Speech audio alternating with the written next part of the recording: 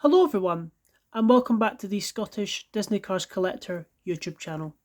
And today we're going to be doing a slightly different video because I'm going to be taking a look at Mater, McMissile, and Acer, all from the Quick Changers line. Now, you might remember these guys. This was a line, I think, between 2011 to 2013, I think. It only ran for about 2 years, I'm pretty sure. But basically, there were these plastic versions of the characters, 155 scale as well, and basically they had these buttons you would press, and they had like these pop-out features. Um, and because it was Cars 2, obviously, as in when the film came out and when this line, was made up, of course, we got a whole bunch of Cars 2 characters. So I got these technically from Vinted, but also not really. Basically, I went and met someone who was selling a whole bunch of Disney car stuff, all the way up in Clydebank, and they basically had these for £6. And I thought, you know what, it's a good cheap price for some plastic cars. I'll take them. Because it basically works out to about £2 each. I never had any of these growing up. Actually, these are my first quick changers. The only quick changes find I had was the was it quick changers they were called? Yeah, quick changers. Um, the only one I had was Stevenston, or is it Stevenson or Stevenston? The spy train from Cars 2. That was the only one I had, and basically he was like a launcher as well, and basically you press like the top of him, and like these machine guns would come at the side of him, and he would have a determined expression. That was the only one I ever had, but apart from that, no, never had any of this line at all. And there was quite a lot from it. There was obviously the oil rig ambush playset, which is very sought after. That's where this thing comes from, actually. But and what as well? They done a few other ones. They done the track, the Crank Booster 8 track, obviously. They've done that as well. But it was a really cool line. I think I never had any of them, but I always, liked what I saw them growing up, and it's really nice to finally have some at last. But I have to admit, they're really cool, fun, gimmicky toys. They weren't that expensive from the singles as well. They were about like £8 each back in the day. So yeah, which might seem mental for a plastic car now, but considering how much singles were back then and what these actually do as well, I think that was probably a fair price for each one. Um, so yeah, a bit of nostalgia we're gonna have in this review, but I'm looking forward to doing it. So we're gonna go over Finn McMissile first because I have the diecast for these two out to compare them to. Finn, I just could not be arsed to find the 155 scale diecast. The closest I could have probably gave was the Palace Danger one, but if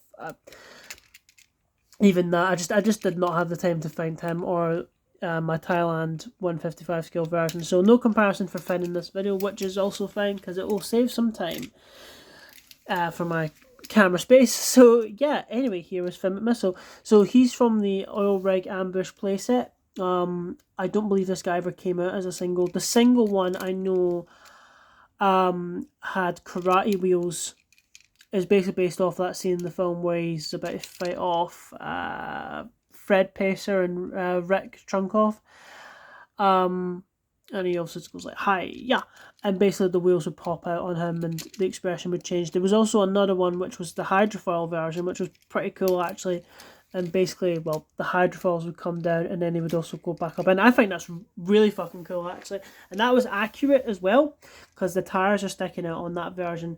The one thing that diecast got wrong was obviously it covered up the wheels for no reason at all. His wheels stick out when he's in hydrofoil mode in the film. So pretty cool that they got that correct. Anyway, I've not took a look at Finn before, but I'm not really going to go over detail and all that too much because when I get around to reviewing the regular diecast, I'll go into it a bit more properly then. So for now, and that did not activate his feature, dropping him, we'll just go over the, well, there is detail. Well, he's obviously, he's a made up Aston Martin. He's a mashed together of a few, but the most prominent one he's based off is the Aston Martin DB38. Is that it? I think. But I love the expression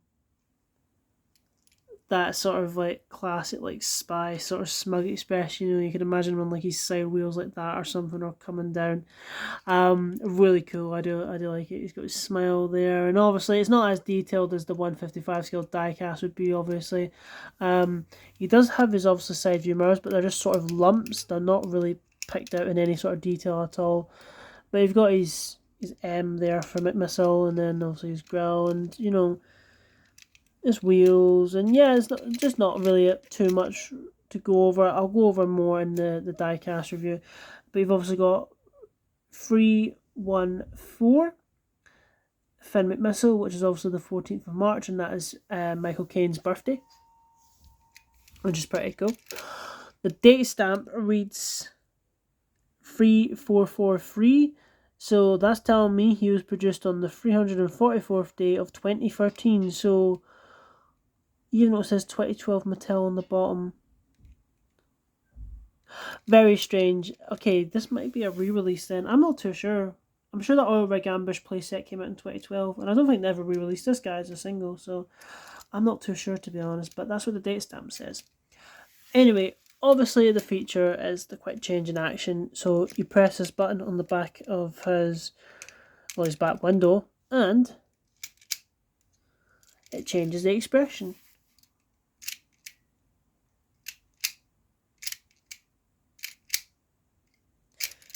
Pretty cool. It's amazing how these work as well, because basically, you can see two sets of eyes there. It's actually kind of horrifying. But basically, that will fold away, and then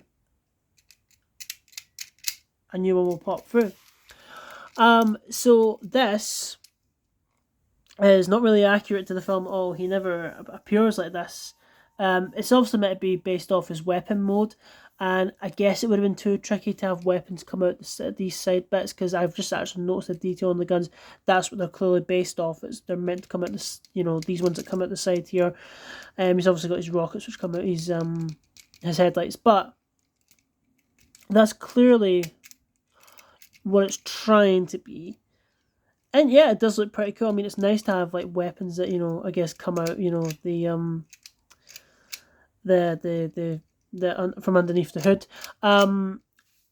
There wasn't a what was I gonna say? I forgot what I was gonna say. Never mind. There wasn't a lot of like,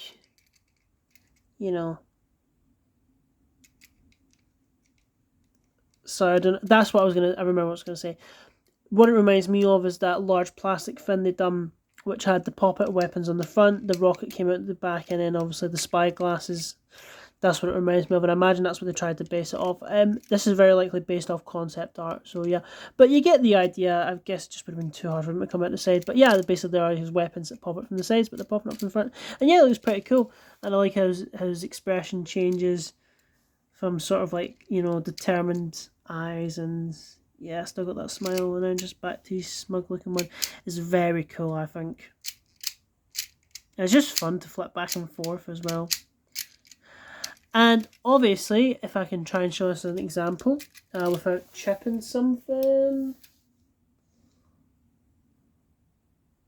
I'll give that a try.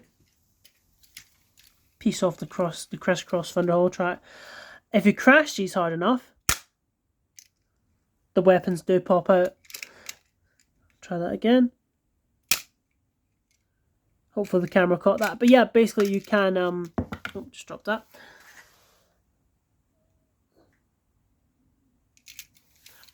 But basically, if you crash them hard enough, the weapons come out, which again I think is really cool. I think that's a very fun little feature.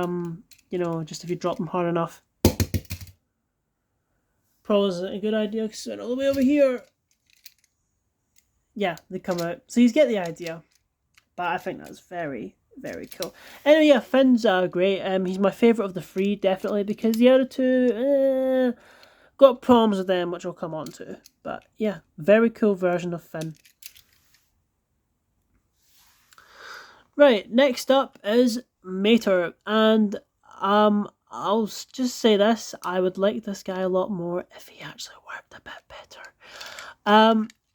I think it looks really fun, this version of Mater. He looks, he's got a big goofy expression, clearly based off after he gets, you know, his race team logo removed. The strange thing with these meters was on the quick changers, they just always had the tow hook cable raised up, and I have no idea why. If actually, I think the reason might have been is because there was a version with pop-out rockets, if I'm right. So obviously they would have had to been raised up, and I imagine they just kept reusing the same mold over and over again, so that might be the reason why actually. But yeah, I mean it's accurate as well. He can raise tow hook up that far, but it just looks a bit strange, especially when you compare it to just, you know, a regular version of Mater. Just see how high up that is compared to the other one. Obviously, it being a plastic toy, it's not going to be as detailed as the die-cast, of course. However, their expressions are kind of similar, actually. It's just he's looking down the side. I say this one looks better. This just looks so robotic. And obviously, yeah, you've got the blue and green rust of which, again, the plastic one just ain't going to be as good as that. Not even the wheels have the individual colours, like blue on this side, sort of yellow on this side. They're all just brown, which, you know, fair enough.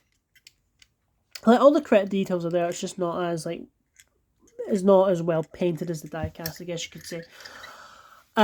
His date stamp is 2512, so that's the 251st day of 2012. That seems like a more realistic time for this guy to be made.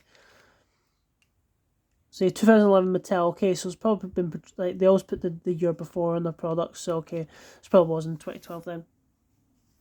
So, his quick change is activated by pressing down the towing apparatus, and, well, this is what I mean. Yeah, you're basically changing his face and nothing else.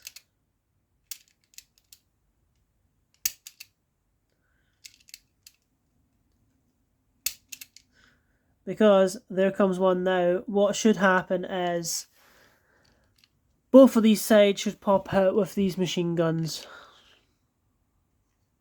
whilst I'm pressing that. And,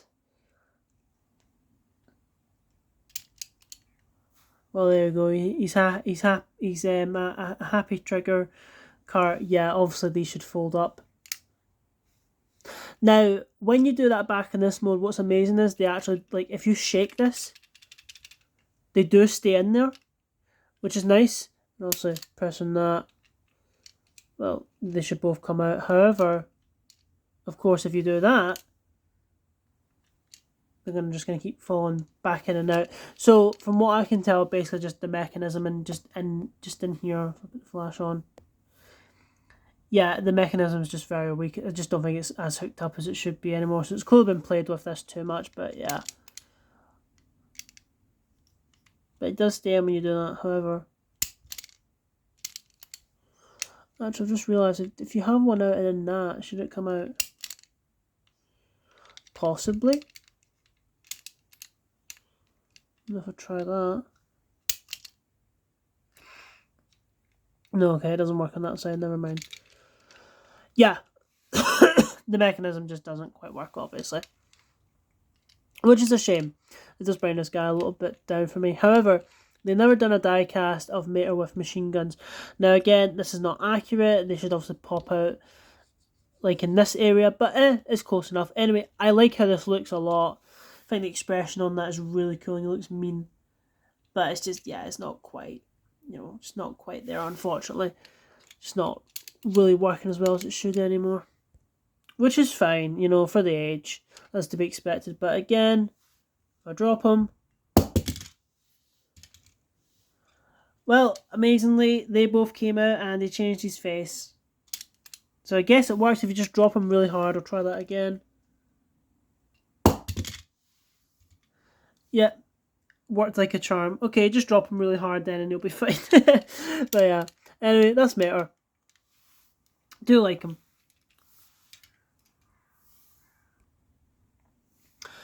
And then for me, easily the worst of the three is Acer. I just don't think he's as good as he could be. I don't know. He's very basic, and it's just because he's such a small car. This one feels incredibly light. and he just feels a bit, you know, cheap, I guess you could say. But yeah, I mean, it's the Pacer, bringing the diecast just to quickly compare. At least on this one, they've picked out the front in silver, unlike Thailand, who just does it all in grey. However, I think I've just noticed there's a sticker clearly missing here for that. Well, I just noticed that. Yeah, unfortunately, the stickers on this one is a bit of wear and tear. As you can see on the eyes there, the stickers unfortunately kind of came away a bit. But I guess the expression's different, you know, sort of more looking up, sort of more looking down here with those eyes. Side view mirrors, again, are just big lumps of plastic as opposed to being sculpted, which again is fine for a plastic toy. They're pretty much the same size. Though this is more like these aren't as. Oh, I've just noticed that. Oh my god. Right, so this part which curves in is on that side fine, but this side is a bit more angular than flatter. Obviously because of the weapon, so you know I can forgive that. Yeah, and just basically this has none of the dirt detailing like the die cast, and not even the correct details on the back. Which again, you know, you can't expect it from a plastic toy. It's just fun to compare. His date stamp reads 1542, so that'll be the 154th day of 2012. And his feature, yeah, it's nothing really exciting, to be completely honest. It's just that. And with this one, it's not a case of, oh his eyes, you know, like, you know, like, pop, like, it's not like a new panel comes in, it's like, you can see it happen. Basically, the eyes, like, oh my god, that is scary, okay. But basically, yeah, just his eye slides up and down, and that's pretty much it. So yeah, it's a pop-out weapon, I guess, based off the airport scene, or the London scene when they're after Mater McQueen. Not really too sure, to be honest. However, yeah, with the eyes, obviously, for me that's the worst part about it, because why the fuck is he looking up when that gun comes out? Shouldn't this be like, you know, how it should look to begin with, and then you have that facing but with the weapon popped out? Let's see if I can try and do an example of that. No, that's pretty okay, that was pretty tight in their shot. But you know what I mean? Why is he looking off to the side? I don't know. Anyway, yeah. Nothing really exciting. And again, if you crash him,